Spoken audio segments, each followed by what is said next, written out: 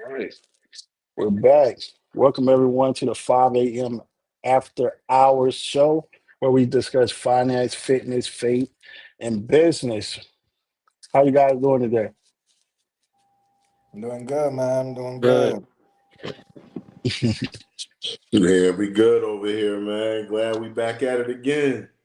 Oh yeah, I miss y'all guys. It was like 2 weeks. It seemed like it's been a long time. But we got some good topics to discuss today. So as you all know that the Breakfast Club had an interview a couple weeks ago with Neon. He's a streamer, and he was 19. He made some comments, some I wouldn't say abrasive comments, but some harsh comments towards another streamer named Katsanat. And I think young boys they do make mistakes early. And I don't like my opinion, I don't think you should bash them for that because they still are developing. He can't even drink yet. And he was a kid that was in the basement. But that's just my perspective, right? So I want to play the video and then get your perspective on it. And then we can have that conversation of like, should we blame boys on mistakes they make early? So let me go ahead and pull the screen up here. Already got it. Share screen. Uh,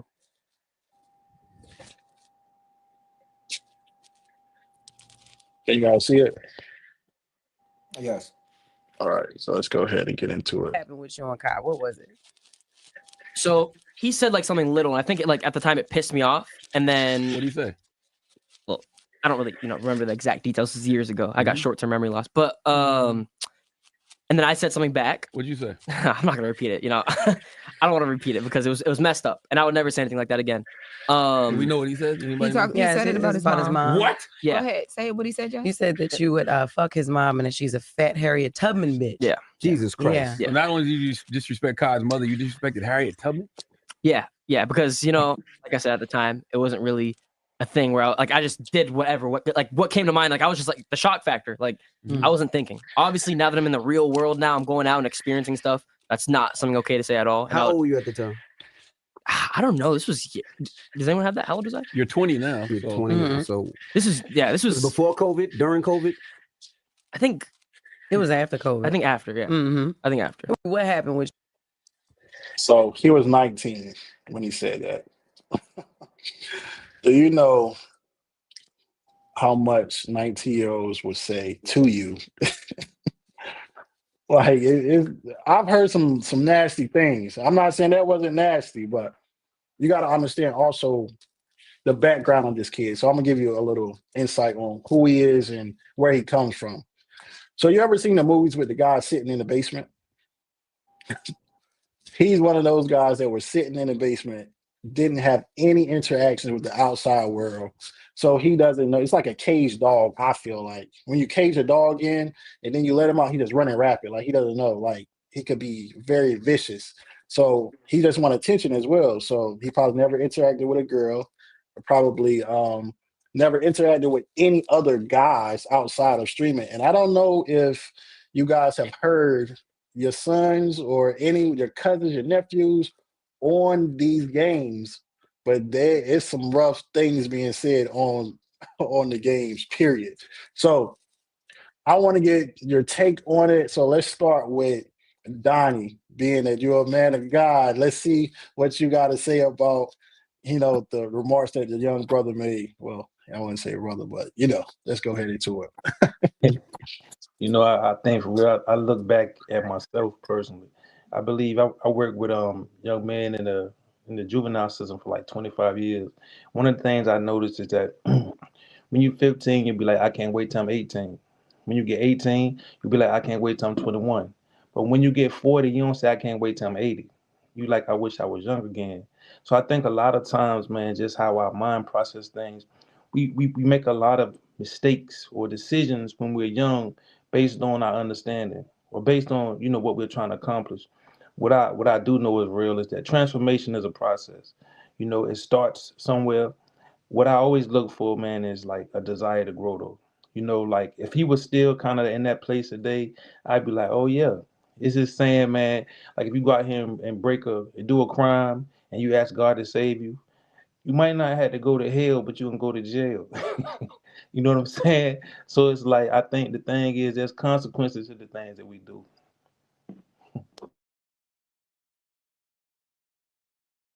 I mean, Adrian, what about you, Mr. Therapist? Hey, yo, I'm still in that, yo. You might not go to hell, but you gotta go to jail.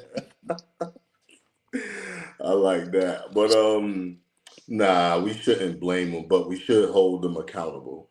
And I think with accountability, it needs to be with some form of compassion. Understanding that they are trying to do the right thing. They are trying to, learn, so you want to sit down with them, let them know the why, explain to them why, it cannot happen, and then give them the expectations kind of going forward. But it should be with love. We want to stay away from blaming and criticizing because their brains are still developing, and I know we'll get into it later, but that's the importance of the environment. Like you said, Dominic, you talking about he grew up in a basement. So his environment played a huge role in that. He don't know no better, at all. So I definitely don't think we should blame, but definitely use accountability with some compassion and understanding where he is at and just everything that he's kind of been through and the environment he was raised in. Yeah, I love that take. So before we get the gene right, I want everyone to say their age so we could get a different perspective. I'm 34.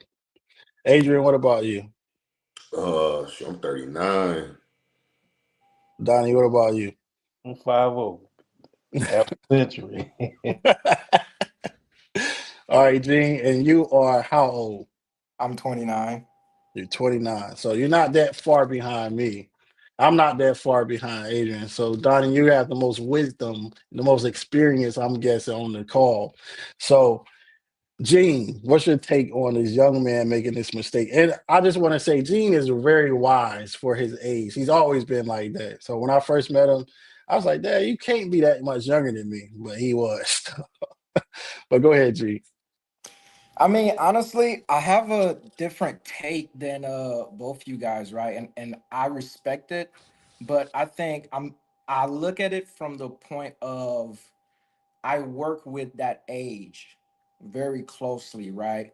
And I do understand about the compassion. I think he deserves compassion. I think he deserves grace, right? Because that's how you grow, right? He was young, you know, but I fully am for him getting the bashing and being held at the highest level of accountability, right? Because the issue that is happening is these young men, the 17 to 25, right?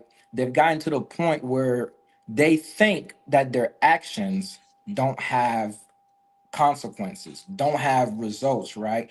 And when I hear that, like, hey, he was young, yes, that's true, but I think we're failing them because if he killed somebody at that age, he would go to jail for life. Mhm. You see what I'm Yep. saying? So when it happens, I need to let them know like exactly how bad it is, and here's what it comes with, right? So then maybe that will help speed up that process of him holding himself accountable, right? And then also his peers, right? Because his peers won't listen, barely listens to me, right? And I'm 29, right? His peers are gonna kind of see him and listen to him. And when they see him, like, yo, that's not good. Because I definitely see that he acknowledged that, hey, it wasn't right what I did, right? But it may be personal to me, but I feel like he could be a little more like, just own it, like, hey, I messed up. I'm sitting here and I'm telling you guys I should not have said that. That is not how this works. I definitely was not in the right place, headspace for this. And I want to tell the young guys out there that's also streaming, the things you said right now, you may not think it's important, but a year down the line, 2 years down the line, 20 years down the line, that's gonna affect you, because it is going to affect them, right? They could be 15 and something they said right now, we're in the age of social media. It's there now. And 30 years later, they try to run for office, they're going to bring that. And it Mhm. is going to affect them. That's how I feel about it. I think I'm okay with the bashing.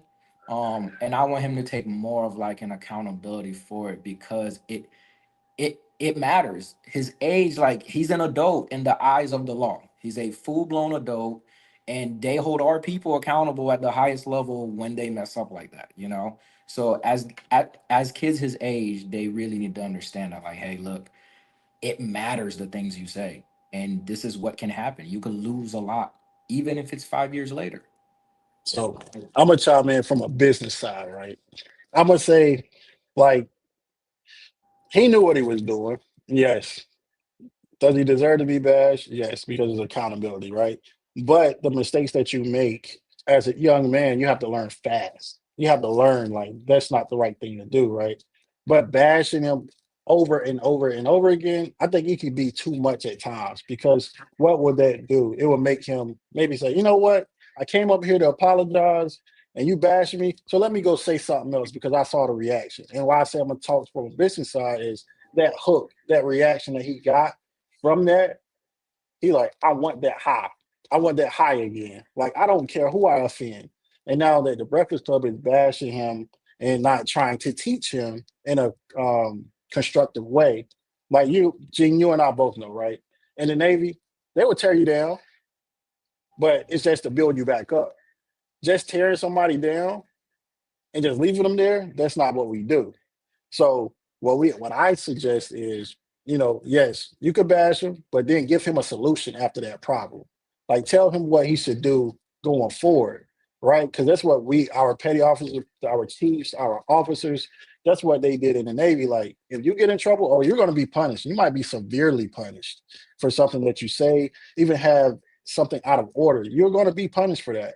But they're going to correct it, and they're going to tell you what you should do better, and then you're going to remember that. It's going to sit in your head, that bashing, that tearing down. Like, I don't ever want to feel that again.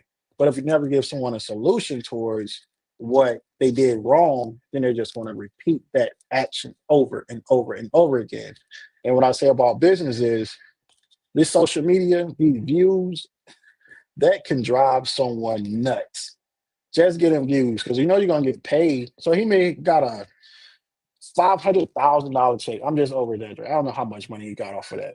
But getting that amount of views and getting a check off of it, he's like, maybe I should say that again. Instead of guiding him into another direction, like, you can take accountability and get the same amount of views and be positive and still get a check. So when you're building your brand up, you don't want to build your brand up off of negativity, because you will have to keep being negative, negative, negative. And then when you go positive, no one's going to look at you because you've already built that fake persona online, and now you can't get away from it. Even if you're not really like that, even if you develop later and mature later, you can't get away from it. So now you have to be negative to make money. That could play a part in your mental health, Adrian. You could speak on that. Like, you would just be feeling down because you're like, nobody likes me. So what does that do? It take you to drinking, take you to doing drugs. It may even take you to committing suicide because you hate yourself, even though you have all of this money. So that's my take on it. Like, getting money the right way is the right way to go, not just building your brand off of just reactions. Nah, but I do want to say too, if you look at his response, it does seem that he learned from it, right? Because it was like, what did you say? Oh no, I'm not going to repeat it. Like, it was dumb, stupid. It's something that I'm never going to repeat again. So I think that does show the consequences or the bashing or whatever. It did accomplish the thing that it needed to accomplish. Gotcha. So I have very like little patience with like the generation behind me, right? No, and I'm serious. And the reason why is because, right, I really understand where you guys are coming from, but I understand these guys, they're liars. Like, it's simply how it is. They're gonna say what they think we want to hear, but not actually grow, right? Because if yes, he may have learned from it, right? But I can't recall him taking it upon himself to go out and apologize before going into that interview. You know what I mean? And then also, right, I don't recall another interview where they brought that up and he put it out there, you know what I mean, and just own it, right? Like as we know as adults, the best way to move on, you gotta own it, really own it. And then you could like it's not gonna really bother you, you know, because you're gonna know like, hey, I messed up, right? I did it, right? But if I never got in front of it, and then it's when I go to the interview, right?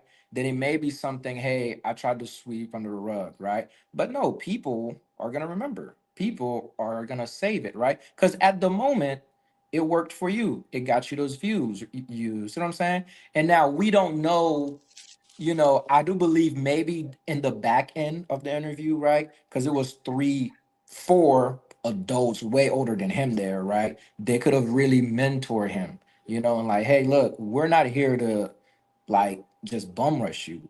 We wanted to put that out there. And then also, next time, here's how you own up to certain things, right? Because with his rebuttal, when he went back to his streaming, the only response he was giving was, hey, they bum rushed me, it was this and it was that, right? But I think if he went the other route, right, of hey, yes, it could have went better, but they're absolutely correct. I should not have done that. And I was able to speak on it. And I think when we do that, right, that's when you realize he got it. He Yeah. really, he really, he really got it. Because I don't trust these guys at all. At all. So wait, so I got a question. When you say these guys, is it the streamers or is it just that That The generation under you? generation. Period. the entire generation behind me. Damn. Yes. And the reason why, guys, like I'm working with, and you guys have more grace than me because you guys have more patience than me, right? It's the experience. I'm praying to get to you guys' level. But I don't trust them. They're habitual liars, and it takes longer for them to get it. Like that, the like time and place. They don't have that. You know what I mean? Like literally time and place. That's why you can't play with all of them no more. Because back then, your dad used to play around with you, your uncles used to play around with you. But I'm not calling him out of his name, right? Because it's time and place, right? Nowadays, there's none of that. Like, they'll believe they're the same. Hold on, So G. Hold like, on, G. I wanna ask cause Donnie. Cause let's go ahead, Donnie. Let's see get your take on it. So I got like a personal experience. So a couple of young men that I know, one murdered somebody, right? He reached out to me maybe a couple of weeks ago. And another one, he shot somebody in the face, did some time. Reached out to me. You know what they told me? Man, Mr. Blunt, I remember a conversation. It got me through. Those things you told me. It's those things you said to me. It's like, and they said, man, I just want to thank you. I probably like what, 10, 15 years down the road, they reach back out. One of the things that I used to always kind of use is like you take $100 bill, right? And you ball it up and you throw it in the trash can, right? If somebody said you think they're gonna get it, yes, they're Yeah. gonna they're gonna grab it out because it still has value. I think a lot of times it's like we look for sometimes we devalue people. You know what I'm saying? And it was hard. When like it's the same people that did it, what they did and had victims, they don't want to hear that. But I had to learn over a period of time, forgiveness is so important. I heard a saying recently, it says, money is a bad master, but it's a good slave. And one of my uncles used to tell me, he said, I make money, money don't make me. When we get to the place where, that we're willing to do all kinds of things for money, and like in the Bible, Judas, right? People said like he sold Jesus for 30 pieces, but what he really sold was himself. He wasn't real, he sold himself out. The money wasn't the key. It's like he sold his whole self. And I think oftentimes people actually sell themselves out in situations like he did, for the views and stuff. Money became his master. And it'll misuse you. The Bible says the love of money is the root of all kinds of evil. So it's like we have to have some integrity. And some of these young men ain't been taught. I used to be hard on them, man. Like really, like especially disrespected mom. Like man, like I don't have nothing for you. But until one case, said, Mr. Blunt, you don't understand, man. This my mom, she dogs me, she beats me, she do wild stuff to me, and it made me change. it made me say, that sometimes you gotta actually put yourself in other people's shoes. I get that. I get that. Yeah, forgiveness is something that I had to learn. Gene, I don't think you know, but I'm comfortable enough to talk about this. So like, when I was 12, right? So my dad was murdered when I was 12. 5 years later, the guy that shot him, he got out of prison, right? So, like I'm 17, 18. I think I might have been, it might not have been 5 years, it might have been 7 or 8 years. But when he got out, I had my son actually. I already had my son, my oldest son. So now I'm thinking like, man, what I want to do? What am I gonna do now? So you know what I did? I went up to him, I saw him at the store. I said, man, you know what? I forgive you. Because I didn't want that hanging over my head, and I always feel like I gotta do something to him, right? Because I got my son. Well, I'm gonna waste my life, go out and do something to him, and then end up in jail, not seeing my son, throw my whole life away. I was playing like I was trying to play ball at that time. So was I just gonna throw my whole life away? No. And you know what happened? He said, "Man, I'm so sorry. Like it happened so quick. I didn't even like it was a mistake. I never knew it was a mistake, right? But if I would have never went up to him, I would have kept that in my mind, and I wouldn't even heard him talking. I just would have did something to him, right? So if anybody knows about giving grace, I know about giving grace. So I think with the young boys, and I do agree with you, Gene.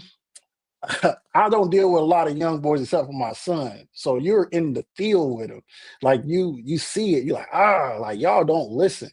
And I know like you're up there in rank now, and you're getting higher in rank. So you're like, I gotta be hard on them because once they get out of the military, there ain't gonna be no grace for them. They gotta they gotta learn one way or another.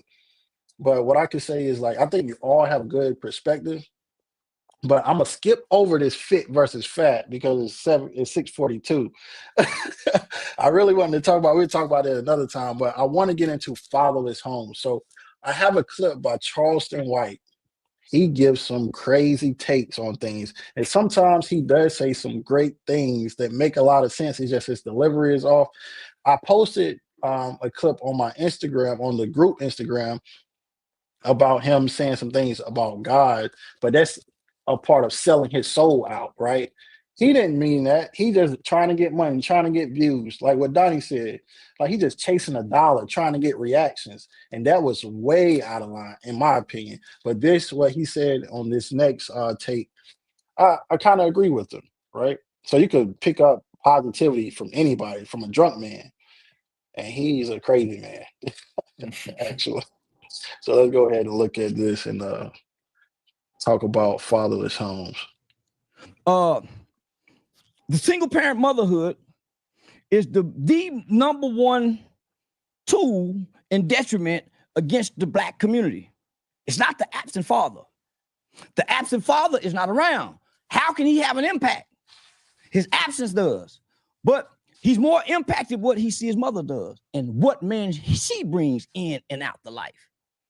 How she treats him. So most guys who've been mistreated by their mother grow up to mistreat women. They don't grow up, they fight men. That's the issue they got with dad. But it's a lot of guys got issues with dad and mother because they had a neglectful mother. So he extremely violent. And there's no Boy Scouts program. There's no early childhood training to teach emotional intelligence. All right, all right. So I think that touched on a few things that we already covered, but we're gonna get some. So Gene, let's open up with you, young man. What do you think about the absent father and how the mother is molding the son without a father in the home? Well, the how the mother is like molding the home part, I can only give what I think on that, right? Because in my personal experience, right, my father is in my life, was in my life throughout my whole, 29 years, right? And that's my hero, and my mom, I never really lived with my mom, right?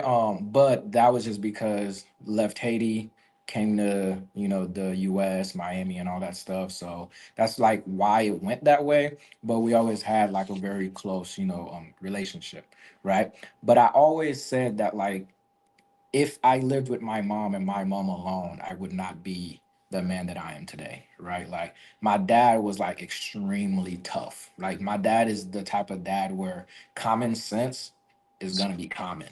And when you're like, it's just the truth. And like my dad's the type like asking him certain questions that like it's right in front of you. It's kind of he's just gonna be like, what? So I don't like to agree with Charleston White a lot, right? Because his takes are crazy. But I do understand what he's trying to say, though, right? Like, when I do believe from my own experience, even in the military, right? Like, when you've had a strong father in the home or a strong father figure in the home as a young man, it matters and you see it like vividly, like you really see it, the level of accountability, the level of like emotional intelligence, just understanding, just because you're upset, no one cares, and you have to be okay with understanding nobody cares, right? And then if you're upset, you throw a fit, you're only spiraling what's gonna happen, right? Like no one's just gonna drop everything and just cuddle you after you mess up because you messed up because you was upset, right? Like it has to make sense. You have to understand whatever it is that I'm feeling is just a feeling, but there's still a job at hand. I still gotta show up to work tomorrow on time. I still gotta take care of my guys, right, that are under me and all that stuff, right? Like you have to grasp that, and I think you really get that. Me personally, I think you really get that from a strong father figure, but a great relationship with your mom teaches you compassion, it teaches you love, it teaches you like you have to have both, so I do understand where he's coming from. But if we're really listening, he's speaking of the bad side of single parent homes, Mhm. of like having the different types of men in and out of the homes, right? Because I know some great men that came from single parent home, and they learn the other way. They learn by, great mentors, teachers, bosses, leadership, right? Like they learn the other side of, how to be a man from that, you know. That's my take on it. All right, good take, Gene. So, Adrian, I know we talked about this with me earlier, but let's get your take on it, and then we go to Donnie. So, Adrian, let's go to you. All right, so I get what he was saying, right? Because what the single mom does, it matters. However, I think the biggest impact is the father. Like, period. I don't think nothing comes close to it. While I do think women and moms need accountability, if we're the head, right, regardless of what a woman thinks, we take the bulk of the responsibility, right? We take the bulk of the accountability. But I think it's also true, especially for our young men, like they get their identity from us, right? So if we're not there, how are they supposed to know who they are? Right. And then you just think about self esteem like, dag, my dad didn't even want me. How can anybody else want me? That affects all of our relationships. Like and then we're taught not to even express our feelings. So all of this stuff is literally bottled up in the back, impacting every decision that we make as we grow older. And a lot of times we have no idea because we grew up all the same way. For some of us, right?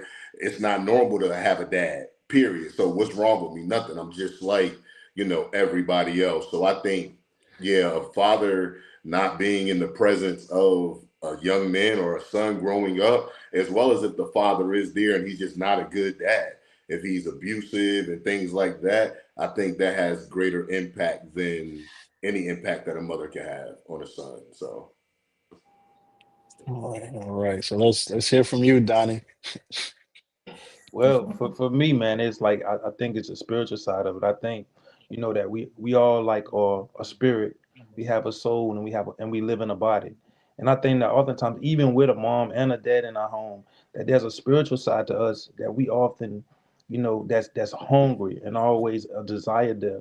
And what I believe for real, the true fulfillment we get is that when we adhere to that. You know, I know people that are amazing people in the world. They do some great things, but then there's a spiritual side that's lacking or dilapidated. So for me, one of the things coming up is that I didn't have are the greatest role models. I would see good men or things that I liked in people, and I would choose it for myself. You can't choose who your parents are, but your life is a group of choices you make. And it's like I think that taking the ownership and saying, okay, what kind of man I want to be? Is this thing that I always remember? It says like it was two sons raised in the same house, and one of them when he got older he became an alcoholic. They asked him why. He said because my dad was. The other brother didn't become an alcoholic. They said why. He said because my dad was. I think like you know we have to make up in our own mind who we want to be. Okay, okay. I guess I give my take now, huh? So I think that all of you are correct, right? And I joked about it, but Adrian and I did talk about this somewhat. Like the things that my mom did was she was a loving, caring, right person, but she had things that she was dealing with herself. So I, at the age I am now, like I knew she was doing the best she could. You know, she never abused me. She always showed love, but it was some things that went lacking. But as far as my dad, when he was around, he's the one that showed me a lot of affection, right? So like hugging me, you know, kissing me sometimes, like showing me that affection when I was a young boy. And I always do that. I do that with my boys. I have three boys. The baby still sleep with me sometimes. And the 13-year-old, he'll lay on my shoulder. Like I just watch a movie, he'll lay on my shoulder. So I look at it as being very secure, but I am tough on them too as well. So I make them do things that they do not want to do. We went to the trampoline park Saturday. The 3-year-old, he got stuck climbing up a rope and he just started screaming and hollering like, I'm scared. So he came down, I gave him a talk, and he ran right back up there. You know why? Because I encouraged him. I said, you do not fear anything. Do not fear anything. Do not let fear take control of you. Because, when your dad's not here, when your mom's not here, if you freeze up, that's it for you, right? Especially being a black man, like you cannot freeze up. You have got to keep pushing. And as far as the woman and the mom bringing different men in and out, my mom didn't get married until I was grown, and my dad been there a long time. I tell you, I never saw another man in my house.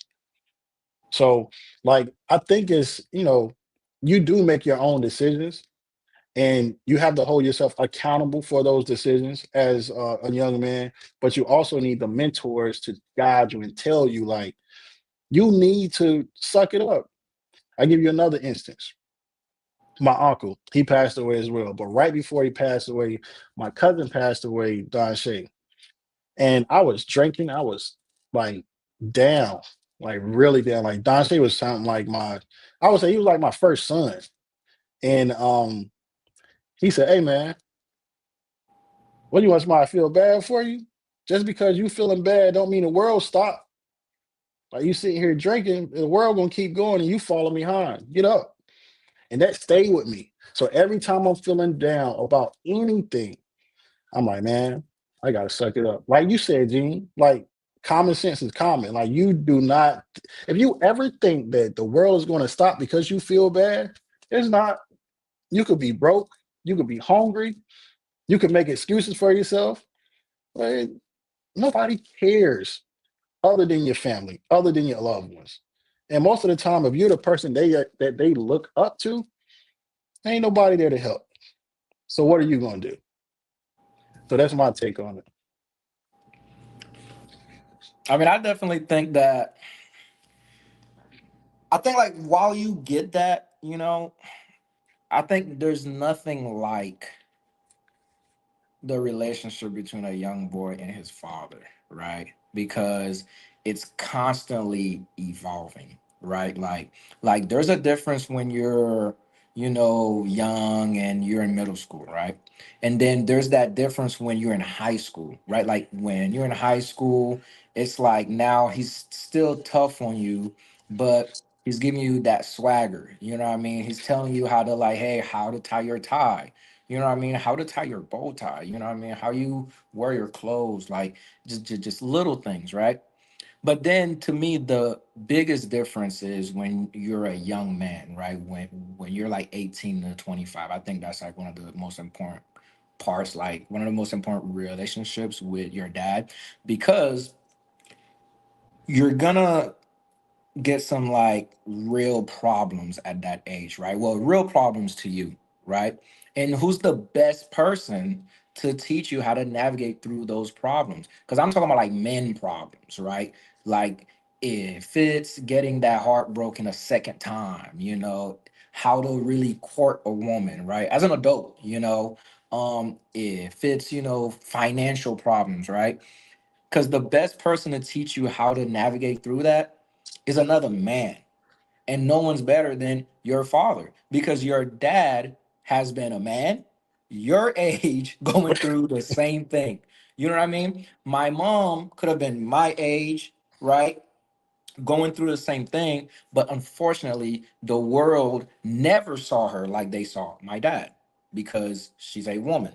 And it's just the truth, right? And I do believe in that saying of like, a woman cannot teach you how to be a man.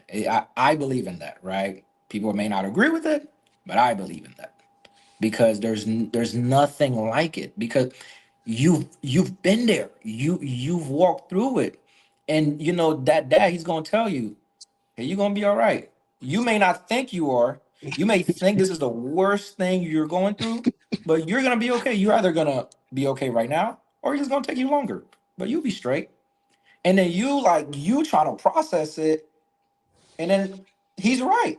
You either gonna be okay in a week, or it's gonna take you a year. But he also told you in the meantime, in that year, the mortgage company's not gonna buy. You know what? You had a death in the family, you good, man. You don't have to worry about it this month. It's not gonna happen. It's not gonna happen. So that's the biggest example you have is your father to guide you because he'll know even when I tell him something, he ain't gonna listen because I didn't listen. So I'm gonna have to let him, what I'm saying, stumble a little bit. But I'm still here. But he gotta scrape the knee. He gotta get some bruises because that's how we learn. Is through that. Yeah. And I tell my wife the same thing, man. I'm like, you gotta let him get hurt sometimes. You gotta let him fail sometimes because you constantly saving him. He's gonna look to you to save him all the time. I'm not saving none of them. I'm gonna guide them. I'm Yeah, not saving them. because I do think there's a thing with being a man. It's like another man, right? Your dad and a grown man who's been experienced. He'll teach you how, like, hey, sometimes you're gonna get embarrassed, and that's your job as a man to take it and just ride with it. Like, there's people that's gonna play with you. Sometimes you're gonna have to understand it's not worth it, right? Because when you're a young man, the one thing you have more than anybody in the world is pride. You're willing to die behind anything you believe, right? But your father, a grown man, an experienced man, a older man, they have learned through their experiences that not everything's worth it, right? If somebody step on my shoes and I have a family, I'm gonna just, just throw it all away. Nah, but you learn that from your father. That like, hey, sometimes you're gonna get embarrassed. Sometimes you're gonna feel disrespected, and you have to just you gotta understand it's not always the time for that. Like you gotta learn how to read the room and understand, like, you know what, it's not worth it. There's something more important. I wanted to share, like, it was something he said that I really like. He said emotional intelligence. I believe like maturing is the key, right? It's like when you 4 and you put a cape on, you say I'm Superman, it's cute. But when you 45 and do it, it's crazy. You know what I'm saying? So at a period of time, there got to be levels to growing. Like I believe, like a man should have a dog in him, right? Like you can't put it in nobody. You know what I'm saying? I know guys, man, they thoroughbreds, but they son didn't follow behind them. Like, and no disrespect, but it's like they just don't go that way. And I think it come a time, right, in your life where you gotta. It was an old saying, like Tupac said, right? He said, "A coward dies with 1,000 times, but then like a real man died like one time." It's so many fears you're gonna come across in life. And it's like those fears gonna make you gonna clam up. You're gonna be like, oh yeah, I'm a bow to it. But when you start like, confronting things, when you start confronting yourself, you know, most people want to fight other people because they don't want to fight themselves. But when we take on and we start dealing with us, man, it makes other battles easier. So having that dog in you, man, is something that you gotta find out early. And it's something you gotta just come to grips with. You gotta be willing to step up. Because being a man, it ain't no blueprint to it. You can't live out what your dad did. You gotta become that own. You gotta go out here, you gotta get it, and you gotta figure it out. And I think the more you do it, the better you get at it. I like that. Adrian, you got anything to say? Nah, so well, yeah, man. Hearing y'all talk, man. Cause I got me and my wife, we got a blended family. We got 8 kids, 7 girls and 1 boy. I was determined to have my son. You know what I'm saying? I was determined. Would I change it? Absolutely not. Y'all know how much bread I spend for hair, for food, for clothes, and I wouldn't change it all. I got my boy. You know what You I'm got that saying? dog So in I you, can't Adrian. wait to go through those different, stages. But I save them now. Sometimes it's difficult because my wife stay at home, so she always boom, boom, boom, boom, booming. But I have to be mindful to not just be that rock in that stern voice, but to also show him that love so that he feels safe, so that he feels protected, so that he know no matter what's going on, I want to run to dad first, right? And that's the way I run my home. I'm the authority. When I speak, everybody listens. But I also love on them, kiss on them. Yeah, you can sleep with me.